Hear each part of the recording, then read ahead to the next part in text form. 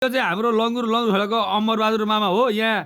यहाँ मासु थपी खाना पाउने भनेको चाहिँ यहीँ मामाको मात्रै हो है। अन्त चाहिँ त्यो गाग्री छोप्ने प्लेटमा दिन्छन्।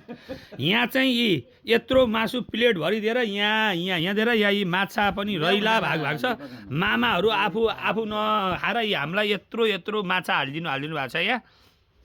यहाँ मामाकोमा चाहिँ टेन्सनै हुन्छ। अन्त यहाँ आज गाइजी यहाँ भाउजू यहाँ माइजूले ढेँडो लिएर आउनु हो। यहाँ कोदोको ढेँडो हानिँदैछ है। कोलाई मनपर्छ। यहाँ हाम्रो कुमारहरू बसिरहनु भएको छ।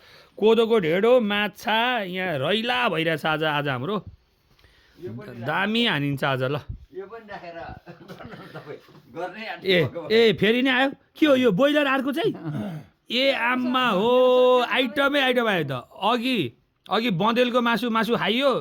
धानीको 2500मा तिरेर ल्याएर यो बँदेलको खाइयो। पालेको रहेछ तर अलि मोटो दाना खरा पालेको खरा सुँगुरको जस्तै मोटो रहेछ बसो चाहिँ।